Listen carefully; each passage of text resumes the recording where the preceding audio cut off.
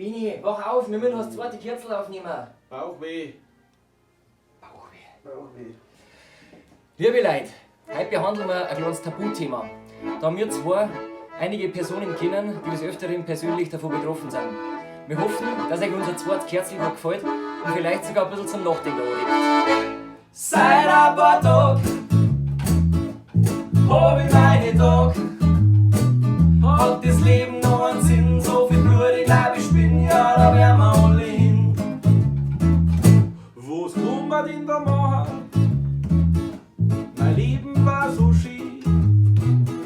Ich trau mich nicht ins Sauna oder ins Schwimmbad gehen. Doch in der schönen Natur, da hätt ich eigentlich mal Ruhe. Doch mir zwickt mein Unterleib, tut so weh, dass ich fast speib und die Haustür, die bleibt zu. Die Haustür, die bleibt zu. Seit ein paar Tagen hab ich meine Tag. Hat das Leben noch einen Sinn? So viel Blut, ich glaub ich bin, ja, da wären wir alle hin. In der menstruativen Zeit, da halt es gar nicht aus die Leid.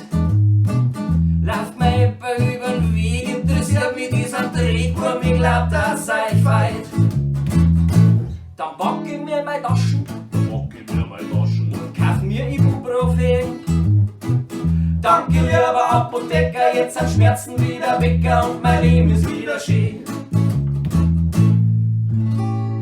Ach, wie so trügerisch sind träge Schmerzen. Sie tun die Frauen ins Unglück stürzen.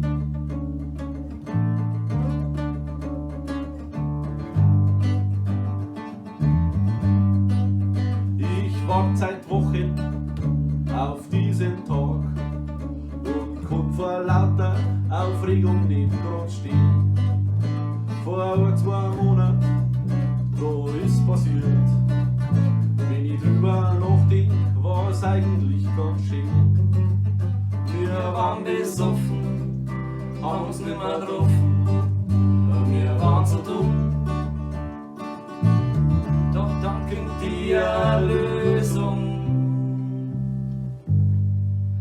Oh Gott sei Dank. Ja, Erleichterung. An Tagen wie diesen spür ich meinen Unterleib. An Tagen wie diesen habe ich für niemand Zeit. In dieser Nacht der Nächte, die dir so wohl verzeiht. Drum wird's gut aufpassen, die Sportnerven und Geld. Seid's nicht zu eure Frauen. Aber hallo.